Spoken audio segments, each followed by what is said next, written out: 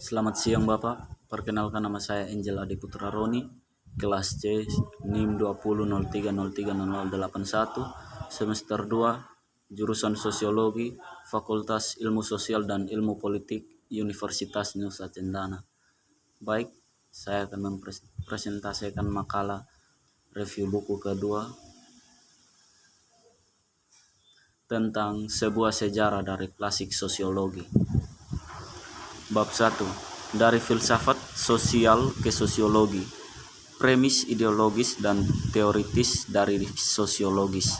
Sosiologi muncul di pertengahan abad ke-19 sebagai ilmu independen dari pola perkembangan dan fungsi sistem sosial, bukan karena objek kajian yang baru telah muncul, tetapi karena masalah telah berkembang dalam ilmu sosial lain yang tidak mungkin terjadi ditangani dengan cara tradisional dan dalam batas-batas sistem pengetahuan yang ada. Visi sosiologi dunia atau gaya berpikir sosiologi mengendalikan pandangan masyarakat sebagai satu kesatuan sistematik yang berfungsi dan berkembang menurut hukumnya sendiri, bukan sebagai sesuatu yang digabungkan secara mekanis dan oleh karena itu memungkinkan segala macam kesewenang-wenangan kombinasi elemen sosial yang terpisah. Sikap sadar pada studi tentang yang benar-benar ada hubungan sosial berbeda dengan konstruksi utopis dari sistem sosial yang ideal. Ketergantungan metode penelitian empiris, meskipun pemahaman tentang metode ini mungkin berbeda, dikontras dengan konstruksi filosofis spekulatif. Unsur-unsur pendekatan dibangun secara bertahap dalam konteks sosial filsafat dan filsafat secara zaman modern dan sebagai studi empiris dan diferensiasi ilmu sosial dan kemanusiaan berkembang atau proses sedang kuat, terlebih lagi dipengaruhi oleh aliran yang kuat ke ilmu sosial dari ilmu alam. Masalah masyarakat sebagai suatu sistem telah diajukan oleh teori-teori abad ke-17 dari fisika sosial. Sejauh masyarakat direpresentasikan sebagai bagian dari alam, ilmu sosial menjadi secara metodologis merupakan bagian dari ilmu pengetahuan alam. Sedangkan dunia bintang digambarkan dalam teori-teori ini sebagai interaksi mekanis benda-benda langit. Masyarakat dianggap sebagai sejenis astronomis sistem individu yang terhubung oleh ketertarikan dan penolakan sosial. Premis sosial dan kelas sosiologi. Kelahiran sosiologi juga dikaitkan dengan kebutuhan sosial tertentu. Sama seperti sosial filsafat, pencerahan mencerminkan pecahnya tatanan feodal dan kebangkitan baru masyarakat kapitalis yang diantisipasi dalam banyak hal. Sosiologi muncul sebagai refleksi dari antagonisme batin masyarakat kapitalis dan perjuangan sosial dan politik yang dihasilkan olehnya. Awal abad ke-19 tidak hanya merupakan periode pertumbuhan kapitalisme yang penuh badai, tetapi juga dari tampilan jelas pertama dari kontradiksinya. Pertumbuhan industri dan kota disertai dengan kehancuran massal kaum tani, pengrajin dan properti kecil pemilik. Kondisi kerja pabrik yang sangat keras dan kehidupan pekerja sangat kontras tajam dengan pertumbuhan kekayaan borjuis memprovokasi penajaman perjuangan kelas. Pemberontakan Penenun Lyon di Prancis, kekecewaan dengan hasil revolusi berjuis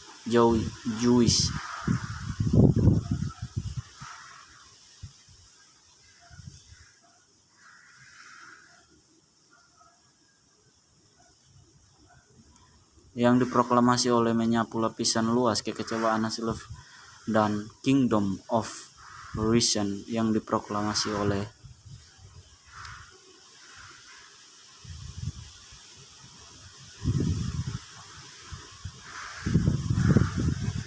menyapu lapisan luas dari intelektual. Ilusi yang hilang digantikan oleh skeptisisme pahit, kebutuhan akan analisis dan evaluasi yang realitas dari masyarakat yang ada dan tentangnya masa lalu, sekarang, dan masa depan. Comte dan waktunya. Auguste Comte, pendiri positivisme dalam filsafat dan sosiologi, lahir Montpellier pada tahun 1798 di keluarga seorang pegawai negeri. Paruh pertama abad ke-19 adalah periode yang sangat penting dalam sejarah Prancis. Perkembangan pesat kapitalisme dan pembentukan struktur kelas baru masyarakat disertai dengan perubahan yang sering terjadi, bentuk kekuatan politik, direktori, konsul, kekaisaran, pemulihan, revolusi 1830, monarki Juli, revolusi 1848, republik kedua, dan kekaisaran kedua adalah tonggak politik utama periode tersebut. Sejalan dengan pertumbuhan fail kekayaan dan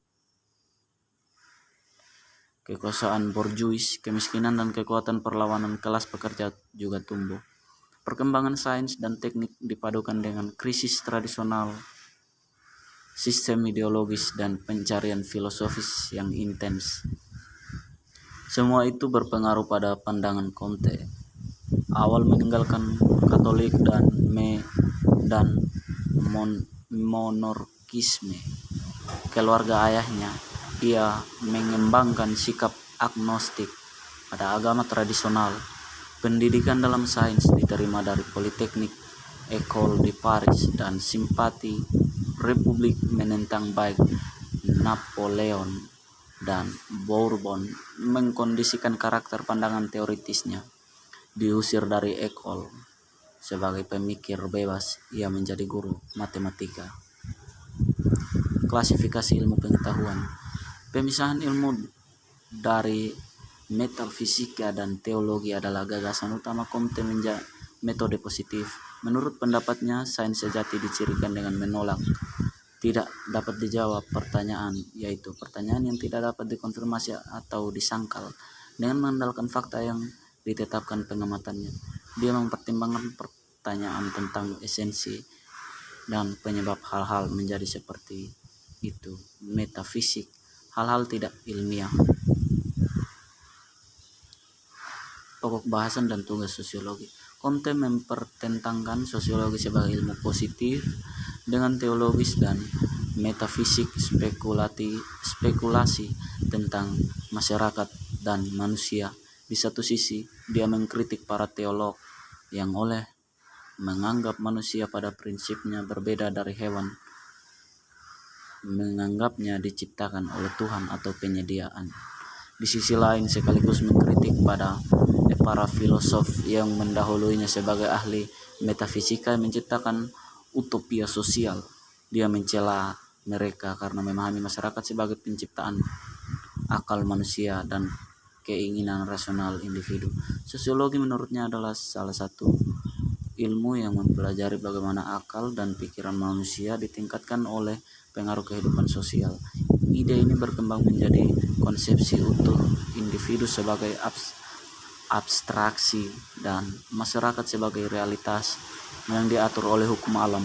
Fenomena sosial tidak seperti fenomena biologis, berada di keadaan konstan, perubahan dan transformasi, dan berkembang dalam waktu. Esensi mereka adalah historitas. Oleh karena itu, Comte sangat menghormati Condorcet yang telah memandang masyarakat dari sudut pandang sejarah. Metode sosiologi. Bagian penting dari sosiologi Comtean adalah pengembangan metode yang berlaku untuk studi tentang masyarakat. Sementara spekulasi menentang di satu sisi dan empirisme di sisi ekstrem yang lain. Comte pendukung penerapan dalam sosiologi observasi dan eksperimental, metode komparatif dan historis. Observasi, kata dia, mendefinisikan tuntunan apa yang harus dipenuhi oleh observasi sosial sehingga dianggap dapat diandalkan dan tepat. Pengamatan terhadap fakta sosial harus menempatkan sosiologi pada tataran sains dan memberikan materinya. Sosiolog bekerja dengan karakter objektivitas, Materi empiris harus dikumpulkan di bawah kendali teori. Jika tidak, sosiolog tidak akan mencapai apa-apa kecuali konglomerasi mereka sendiri. 2. Jelas tulisnya bahwa observasi sosial apapun, baik statis maupun dinamis, harus membutuhkan penggunaan teori fundamental secara terus-menerus. Statika sosial. Comte membagi sosiologi menjadi 2